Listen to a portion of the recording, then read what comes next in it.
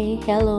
Welcome back to another episode of Mimi's Musings podcast. I'm your host, Gungo Mildred, and I'm so happy to have you here with me today. So, today I thought about talking about the last 11 years of my life. So, I moved out of home when I was 23. Was I ready? No. Was I happy to move out? Oh, yes, definitely. So happy to move out. So, in order for me to tell you exactly why, I'll have to talk about my life's journey since I was a kid. And for some reason, I don't feel like I'm ready to share that just yet. I recorded another episode that was supposed to share instead of this one, but I ended up not putting it up. It's still there. Maybe I'll share it one day, but I was so open and so raw about it, but I don't know why I just couldn't be able to upload it. So I ended up recording this version, and yeah, I'm going to tone it down a little bit so that it's not as heavy as that other one was, you know. So my childhood was not the easiest that I can share, and my home life wasn't the best. My grandmother tried, she really did, and I thank kind of love her forever for it. But it's just that other aspects of my life, other people made my life a little bit difficult. So by the time I got my first job, I was ready to move out. So before I moved out, I'd already bought a bed. There's this job I had done where I'd bought a bed, I'd bought a mattress and some beddings. And then this job in 2013, I got it. I was filling in for somebody who was going for maternity leave. And then I was told that if I do my job well, they can keep me on. And so, because I started in January, late January, so in February, I was told they were going to keep me on. So, my February salary, I bought some things for the house, like sufurias, plates, cups, glasses, the likes. And then by March, I was like, I'm out. And then I went to Githurai 45. I lived there for a while, and then I moved to Kasarani, where I'm at right now, in 2015. So 5th December 2015 is when I moved to the house that I'm living in right now. And so that's why I said like the last 11 years, but specifically the last 9 years. So on the 5th of this month, I'm going to be celebrating 9 years since I moved into this house where I live right now. It has been ups and downs, you know. I've cried here, I've laughed here, there's this Celine Dion song that I love so much. It's called If Walls Could Talk. I sing that song so much. I sing it at the top of my voice because truly, if the walls of this house could talk, they will tell you, hey, they will tell you a lot of stories. They will tell people a lot of stories because they have seen me crying. They have seen me going down on my knees and praying and begging God. They've seen me sat on my chair. They've seen me sat on my bed, praying and crying and begging God to just change my life for the better, asking God why things are not working out for me. They have seen everything. They have had conversations. They've had conversations I've had with myself, fighting myself, asking myself questions, because people usually assume that if you do not have a job, you're the one who's not even trying. But I have tried, and the walls of this house could tell a story and a half. I mean, they will share a lot. They could share a lot of things, a lot of pains, a lot of struggles, but also a little bit of happiness. Because I've been happy in this house too. Those moments where I sing, even if it's sad and stuff, even if I sing and then I start crying, but that moment that I'm singing, that I'm shouting and screaming at the top of my voice, I'm happy because I'm letting something go. whatever it is, whether it's anger, whether it's pain, whether it's frustration, whether it's my anxiety, depression, whatever it is that I'm letting go, that is a happy moment because I'm sort of just like saying, I accept the pain, but I'm letting it go. I get that I have anxiety, but I'm letting it go. I get that I'm a little bit depressed, but I'm letting it go. All of those times that I shout and yell and everything, I'm usually just letting them go, you know. And this house has seen that. You know, it has seen my little cousins coming to visit. Those are usually very, very happy moments. I love it when they are here, even though I'm an introvert and, I love being by myself. When they're here, it's like I've prepared myself mentally. So they're going to come on this day, they're going to stay until this time, and then they'll go. So during that time that they're here, I'll be accommodating, I'll be happy, I'll be okay.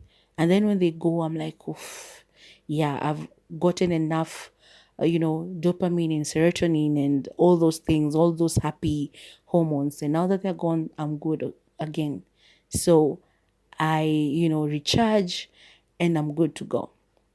So one time my grandmother came. I think that was the best time being in this house. The day my grandmother came to visit, it was my birthday, and so I bought this cake, and I also wrote my cousin's name on it because my birthday is on the 27th, and my cousin Val's birthday is on the 30th of April. So I was like, she cannot come here, and I'm cutting a cake, and she's not also cutting a cake, and it's like just a few days to her birthday. So I'm not sure just exactly when we did the party, but it was around the same time. So yeah, that time was amazing because I invited my family members, the ones that I grew up around. So they came. I was happy about it. It was a wonderful day. That I think was one of the best times in this house. So I was super, super happy. And I know I'm saying house and people might think it's a big place. No, it's a bed sitter. And another happy memory. Do I know any? What's another happy memory? I mean, the like really happy memories are very limited because my life hasn't been the best. That's something that anybody who knows me knows. It hasn't been like the brightest, it hasn't been the best. So the happy memories are, minimal. But also maybe they're there, but they've been in between huge sad moments that such that, those sad moments have dimmed the happy moments that I don't know. I can't remember them properly, but yeah. Oh, it has been lovely 9 years living here. I've made a community for myself because there are shops here where kama sina mboga, I'm broke. I can go to, the shop and be like, to the grocery shop and be like, nipatie mboga ya pesa kiasi fulani, I'll pay when I get the money. I can go to another shop where I can be like, nipatie mafuta ya kupika, I'll give you the money. Nipatie unga, nitakupatia pesa nikipata. And they do.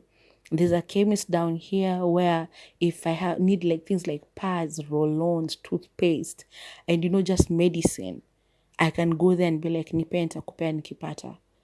And I'm so grateful for that community. That is another happy thing that has happened to me while I'm here. Living this around this place has given me that little community. I can't say that like they're my best friends or, forever people. But while I'm here, they have been my community and I'll forever remember them. Because even if I won't carry them with me wherever I'll go next, whenever it will be, I'll always remember the happiness, the joy, the trust they had in me, the comfort that they gave me, because sometimes it can be rough, you know. But then I know, like, I can settle, I can sit in this house after crying and praying to God. I can be like, okay, fine. And then I plan. I'll go downstairs. I'll ask this from this shop. I'll ask this from this shop. And they'll give me, when I get the money, I'll refund. I'll pay. And yeah, I calm down and I go to them and I know they won't receive me with judgment or anything like that.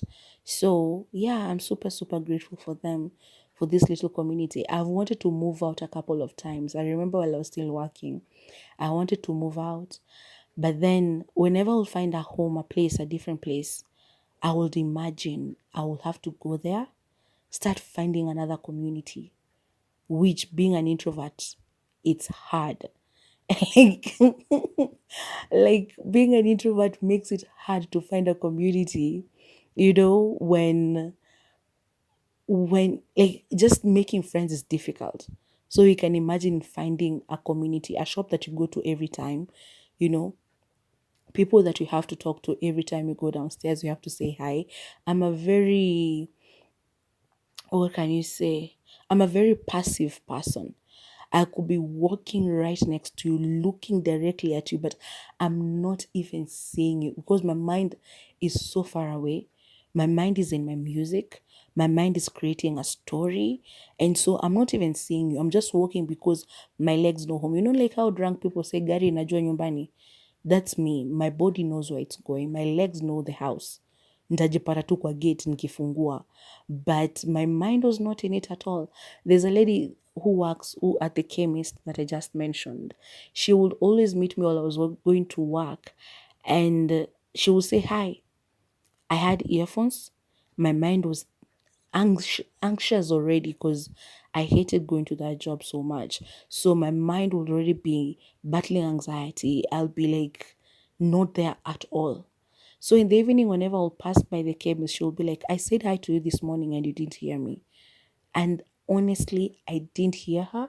I didn't see her because my mind just wasn't present at the moment, you know. But either way, they have persevered with me. They haven't been afraid to talk to me. So they laugh. They ask where I've been if they don't see me for a while, because I don't always go downstairs every week, but whenever I've stayed for like more than a week before they see me, whenever I go downstairs, they're like, hey, I haven't seen you in a while. Where have you been? You know, which is good. It's good to know that you have a community in a place where you live. So I'm so grateful to this place. I'm so grateful to Kasarani for the 9 years it has given me and taken care of me. Even though this house feels like a prison sometimes, you know, a lot of bad things have happened in the recent years, a lot of lost opportunities, a lot of, failed dreams, a lot of, you think that you're flying high only to fall back down. And unfortunately, it's this house that receives me. So a part of me understands that aspect, and I'm very, very glad that it's my constant. It's the one place that no matter how harsh the outside world is, I can always come back here and lock those doors and just be in here by myself and feel safe, you know? But I have to blame somebody or something sometimes. And I feel like it's the house that is just pulling me back. And sometimes it feels like a prison, like it doesn't want to let me go. Because there's so many things that I want to achieve that are out there. But this house is constantly calling me back. And yeah, I don't know. Sometimes I'm so upset with it. I just want to scream and go out and just be like, yeah, I want to move out, find a better place, blah, blah, blah. But then I remind myself not to take it for granted because I'm in a bed sitter. I don't have to share a toilet. I have running water, essentially have a roof over my head. There are people who don't have these things and they are basic necessities, but they don't have them. They live in shanties, they live in places where there's a sewage, line in front of their houses and all of these things. And where they live, they're wishing for something like this. But it's human nature. Now that I live in this, I'm aspiring for more. Somebody who is in a 1 bedroom is aspiring for 2 bedroom. Somebody who's in that is aspiring for more. Like that's just life. You have to keep on aspiring for more and more. So I'm not wrong for wanting a better house, like a 1 bedroom or something like that. But also it just feels wrong sometimes, like I'm being unappreciative of this place. And I also find that to be super, super wrong. It's like I don't say thank you enough. And people don't even thank their houses because, man, this place has protected me from rain. It has protected me from sunlight. It has protected me from, Plot 10 manenos.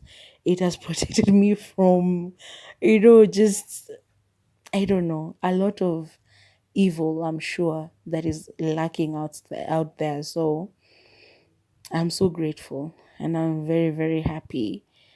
And I think I should be saying more thanks going forward, because, yeah, we take a lot of things for granted and places that we live in most of all.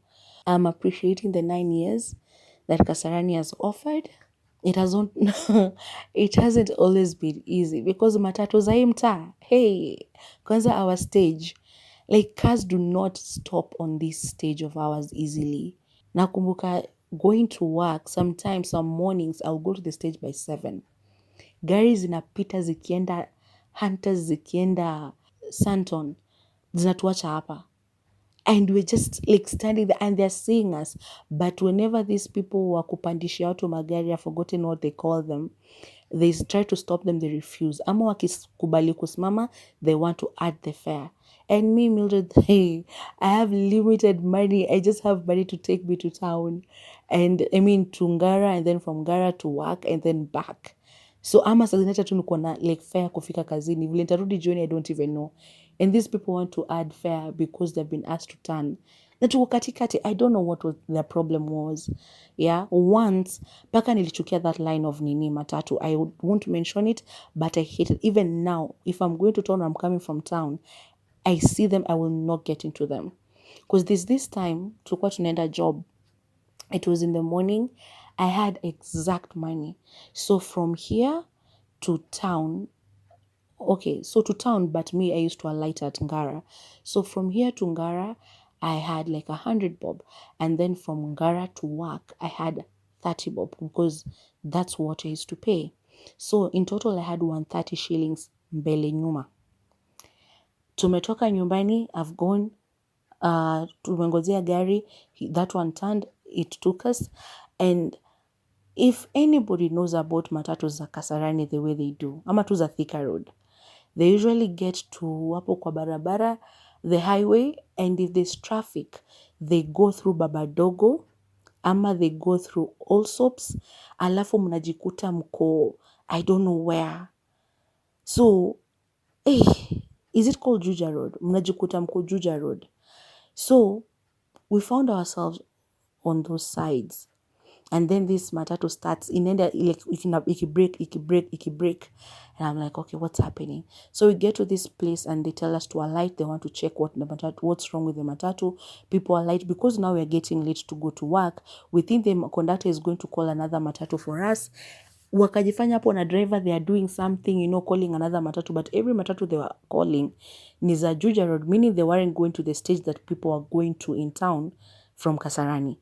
They were going to uko chini sijui, I don't know where they go to, but it wasn't the same stage. So eventually they decided, okay, let's try and see what's wrong with this matatu of ours. They go back in, they try to do I don't know what. People are like, there, give us back our money. Give us our money, we'll find another matatu, we go. These people decided the moment the matatu got fixed, instead of actually seriously asking us to get back, they got back into the matatu and they drove off, leaving us there. I was stranded in Eastlands.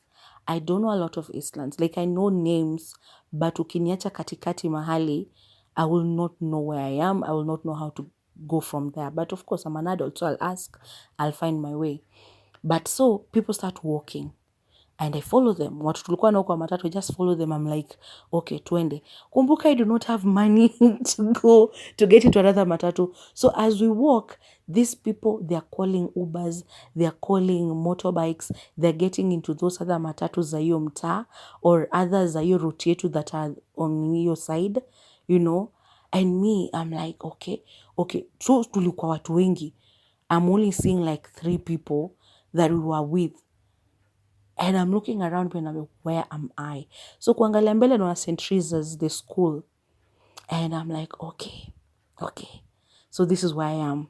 But siezi panda matatu nyingine because I do not have money to go. To do, like, I do not have money to spend. Niko na 30 bob mbele nyuma. So if I get into another matatu from there, whatever they charge me from that place to Ngara, nitatokaje from Ngara to work? I'll have to walk that distance. So, and that time time in a song, I'm supposed to be at work in like 30 minutes at that time. So, hey, well, anyway, I made a few phone calls. I got money for an Uber. I called an Uber and I got to work. I chelewad like for like 5 minutes EV, but still, hey, I swore to never get into that matatu ever again. So the whole circle, I see that name and I'm not getting into that matatu. I'd rather nipande hizi boring, watu wanaita boring MSL. I'd rather be in an MSL matatu, but hizo, I left them alone. I'm like, no, either Super Metro or MSL. Hiyo ingine staki. But yeah, that has been Kasarani for me. Other things that have happened while I was here. Oof, the time the barabara was being fixed. That is another story. So there was a strike, I remember, before now, because there were so many potholes on the main road here. So many of them. So matatus would like, divert, pita through, kuma estate mali manyumba ziko, find panya routes huku nyuma nyuma, and then they will go, wanatokea huko mbele. And some potholes were deep. Like they were deep. It was terrible. So, of course, matatus went on strike. People were on the road. Mi asubuhi nimetoka nikaenda kazini. Wala matua akahia there's a strike at home. So, in the evening, I go to Ngara to get a matatu to come back to Kasarani, and there are no matatus. I wait for a while, one comes and tunapanda, but they're telling us they're not getting into Kasarani. Like zinabaki Kasarani ya juu. Haziingile kwenda paka Mwiki. So, tulikuwa tunashukia at Roysambu, and then you walk the rest of the way. So, motorbike, if you stop a motorbike and you ask them, they tell you even 1,000 bob. Distance that they usually charge like 100 or 150, but they were charging like 100. I mean 1,000 bob or 500, depending on who you stopped. So, walk. The first day I walked, the second day in the morning, I walked again going to work because I woke up, finished getting ready, walked to Resambu, got a matatu, went to work. I was tired. Coming back in the evening, there had been askaris who had been brought here. So there was tear gas, there was shooting, there was a kid and a mom who were shot down on a motorbike. I mean, this government of ours. So I'm coming from work and I'm walking from Resambu. I was tired. So when I was just nearing the last corner, alafu nione stage ya kwetu, the last corner, I see people running, going back to where we are coming from. And I'm like, me, I don't have the strength to run. So whatever it is, God, if you have decided this is my day, because I'm not going to run. So I continue walking, wondering what is happening, because I have earphones on as usual, and I'm wondering where people are running, going back. So as I continue walking, I see hizo magari za askari, the lorries with a lot of them inside. Alafu behind them, kuna ile inakuanga hizi gurudumu, what is it, the tanker, the ones that they usually throw tear gas with, that one. So I see those two. And these askaris, they see me, I see that I'm a short person. By then, I added weight as much as I have right now. So I was tiny and short, and I'm just walking. There was this mama, not an elderly lady who was walking in front of me. So I was like, as long as she's walking, me, I'm walking too. So we walk. And then there's a gentleman who's coming from behind me. So he came and he was like in between the lady and I. So we continue walking and instead of going towards my stage, because that was the worst part, like the distance between where I was and my stage, that is like sort of where the fight between the people and the police was. But luckily, there's another way we can use, placing it to a steamer. So I took that turn. And you're like, okay, I can walk through that, go. If I just get to the end, I'll be safe from these askaris, because they weren't getting into the estates. So if I get to the end, I'll be safe. I can use the back route and then get to my place. Actually, it's even better. And I was like, okay, sawa, let me continue walking. So the mama is walking in front of me. We get to a place and school children are running as well, because these people are not choosing who to throw tear gas on, who to shoot at. So it was so worrying. But anyway, so we get to a point and people start running. I look behind me and these policemen are like turning that tear gas cannon. Like, what is it called? I don't know. You get your tear gas. I know you know what I mean. So they are like turning it towards us. And so we enter, there's a company there, I think it's called Warren. We enter towards the gate. There was a nice askari there who was opening the gate for the school kids. So we go in there, but the mama is still walking. Yeye aliendelea tu kutembea. So everybody walks in. I don't know why some people just like standing and looking at, like you're seeing these are policemen. You know they can shoot you for no reason, but you're still standing there looking at them, telling stories that, maaskari hawa, na hizi magari zao, wanajiona sana. Yes, you're not throwing stones at them, but why are you standing there, tempting them? So there are some men who are doing that. And then when they saw the policemen like cocking their guns or stuff, that's when they ran out towards the gate. But this mama is walking. So after some time, we hear the tear gas gun or whatever, imeachiliwa. And then it comes and falls directly behind this mama. And I just saw my grandma because I was like, she cannot run. Why would you do that? Like, you are trying to harm somebody who is so like harmless. She's not fighting you. She's not doing anything wrong to you. But by God's grace, that thing, I don't know kama ikulipuka kabisa or what happened, but it didn't hit her. She just continued walking. She didn't even turn back to see. And the men there were like, hey, mama, ona, chunga, nini. But she just walked. And I was like, that woman is being protected by the grace of God. Nothing is going to touch her. And she's walking, I'm following her. So after they stopped, after they threw that one, the men went out and they're like, Bona mnafanya, they were yelling at the police officer, like, why would you do that? And I was like, okay, while they're doing that, let me start walking. At this point, I'm near my place. As I said, naona tu mwisho, pale nifike pale mwisho, and I'll be safe. I ask the motorbike guys who are there, like ukinifikisha kwa nyumba zetu mali flani, how much will you charge me? This man looks at me and tells me 250. I was like, what? You do realize like after ile kona, ile pale ile kona naiona, nikutan, na hata ukinifikisha tu kwa hiyo kona bedhe mimi nitakuwa sawa. Ati madam hapo basi 200. I'm like, in this scenario, you're trying to profit from this? I was like, okay, sawa sawa acha nitembe. I followed that mama. We walked until we got to the end. And I was the next day I did not go to work because I was like, I'm not going to go through that again. I'm not walking to Resambo only to be in danger in the evening while coming back. I called in and I told my bosses like, yeah, I can't come in, and I explained to them why. Because it was just bad. Yeah, it was just bad. Like that day, I think it's the one day I was so fearful of my life here.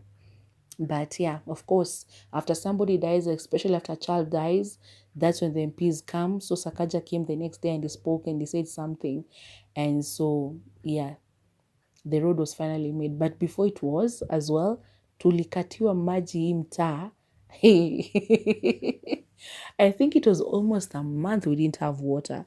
Hakuwa tunaletewa maji na zile gari za Nairobi Water, and sometimes it's like zile za exhausters zimepaintiwa and then they're bringing the water in them because they would stink. That water, you wouldn't wash your face with it. So lucky for me, I used to have an aunt who used to live somewhere near where I was working. I would ask her and then I would go and stay with her for some time. But yeah, Kasarani has protected me, but it has caused some little traumas here and there. I don't like dwell on them but hey, sometimes. But anyway, other than that, I think it has taken good care of me, because sometimes I remember there's a time I was buying avocado. There's this lady who used to sell them for 10 bob. So I was coming from work and then I go and I'm like, oh, there are so many and they're nice. I told her, ningenunua mbili, but I only have 10 shillings, so I'll just get one. She was like, no. Chukua ingine. Sina kuonanga ukipita hapa. Chukua tu. Chukua utaniletea kesho. Siwezi ogopa ati wewe. Na kuonanga ukipita utaleta tu. I was like, whoa, okay. So I usually think that I'm very unapproachable, but this lady is like, I know you. And yeah, she she gave me for credit. And then she wasn't the only, also another one also said the same thing another time. And I was like, okay, so I'm known. They know me. That short, fat girl with earphones all the time, they know me. However they describe me, it doesn't matter. They know me. See, makanga kunita mama, as in mama, not ati mama in the like sexy way, mama. Like mimi ni kama niko na watoto kadhaa, and I don't care, because as long as I get into that matatu and somebody stands for me, nani niite mama, niite shosho, I'm okay. As long as I'm not going to stand, somebody will see me, hey, mama wa heshima, wacha msimamie kiti. Me, I'm okay with it. I don't call me whatever I want. As long as it is not, insulting, I don't care. Call me mama, call me auntie, call me shosho. I'm okay. Unaona, bora usinite nania matiti. Don't do that. But yeah. So I'm so grateful to Kasarani. I'm so grateful to this environment. I'm so grateful to this house. I'm so grateful to God for giving me this space and the community that He has given me. I'm so happy that it's just a few days and I'll have finished 9 years in this place. So I pray for more life, but I don't pray for more life like here. I mean, I pray that God lets this place continue being my home for as long as He wills it. But I do hope that I can get to a better place in the future, because I want growth, like just like everybody else. And I hope that God is going to provide that for me. That is my biggest prayer, that one day I'll wake up and everything I've dreamt of is going to come true. So yeah, I'm super, super grateful. I don't know where you are in your life, the changes you have had in the past 9 years, whatever they have been. Go to the comments below and share with me, and let's discuss. Let's say thank you and be grateful to God about it together. So while you're commenting, please like, share, and subscribe, because as I said, I'm trying to get 500 followers. So please, thank you for those who have already subscribed, and for those who haven't and are listening to this, please just click on the subscribe button and I'll be super, super happy.